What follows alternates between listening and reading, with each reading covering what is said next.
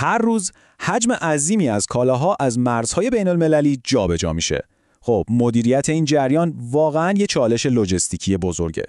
امروز میخوام یه نگاه دقیق بندازیم به اینکه ایران به عنوان یکی از چهارراه‌های کلیدی تجارت جهانی چطور داره سیستم گمرکیش رو متحول میکنه.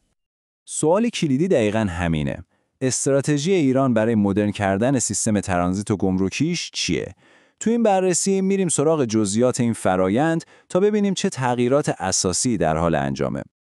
خب، قلب تپنده این تحول بزرگ یه مکانیزم هوشمند به اسم مدیریت ریسک هست. بیایید با هم ببینیم این فیلتر هوشمند چطوری کار میکنه و چطور تونسته یه مشکل پیچیده رو به شکلی مدرن و کارآمد حل کنه. ایده اصلی خیلی ساده اما هوشمندانه است. قرار نیست با همه محمولا یک جور برخورد بشه. این سیستم میاد کالاها رو بر اساس میزان ریسکشون دسته‌بندی میکنه. این یعنی کالاهای کم خطر خیلی سریعتر رد میشن و کالاهای پرخطر با دقت بیشتری بررسی میشن. این نمودار بهمون همه چیز رو میگه. نگاه کنید، 85% کل کالاها میرن تو مسیرهای سبز و زرد. یعنی چی؟ یعنی 35%شون تو مسیر سبز با کمترین تشریفات و 50% دیگه تو مسیر زرد فقط با یه کنترل ساده اسناد از گمرک عبور میکنن. نتیجهش یه افزایش فوق‌العاده تو سرعت و کاراییه. پس اگه بخوایم سادهش کنیم، مسیر سبز یعنی ترخیص سریع و مستقیم، مسیر زرد یعنی فقط مدارک چک میشه و فقط یه بخش کوچیک یعنی 15% کالاها میرن به مسیر قرمز که بازرسی فیزیکی کامل داره. این سیستم سرعت رو برای 85% محموله ها به حد اکثر میرسونه. جالبه بدونید که این سیستم فقط یه طرح آزمایشی نیستا. همین الانم تو گمرکات استراتژیک و فوق‌العاده مهم کشور مثل بازرگان، لطف‌آباد، چابهار و شهید رجایی کاملا فعاله. این خودش نشون میده که این طرح چقدر گسترده و جدیه. خب، حالا که با تئوری سیستم مدیریت ریسک آشنا شدیم، بیاد بریم ببینیم تو دنیای واقعی، تو عمل، چه اقدامات مشخص و بهبودهای کلیدی انجام شده. این یه دستاورد خیلی مهمه. فعال شدن این سیستم توی 40 تا از گمرکات ترانزیتی اصلی کشور نشون میده که این اصلاحات یه تغییر ریشه‌ای و سراسری توی کل شبکه گمرکیه. این یه مثال عالی از برداشتن یه مانع اداری برای سرعت بخشیدن به تجارته. قبلا این نمونه برداری خیلی زمان بر بود، اما حالا حذف شده تا ترانزیت با قطار خیلی روانتر و سریعتر بشه. و اینم یکی دیگه از اون تغییرات کلیدی. حذف ثبت سفارش یعنی کاغذبازی کمتر، یعنی ساده سازی کل فرایند برای شرکت‌های حمل و نقل. در یک کلام یعنی صرفه‌جویی تو زمان و هزینه. نکته مهم اینه که این اقدامات با دستورالعمل‌های قانونی رسمی پشتیبانی میشن.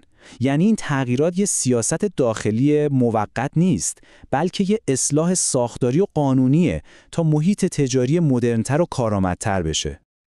خب، بهینه‌سازی سیستم یه طرف ماجراست، اما چطوری میشه تجارت بیشتری رو جذب کرد؟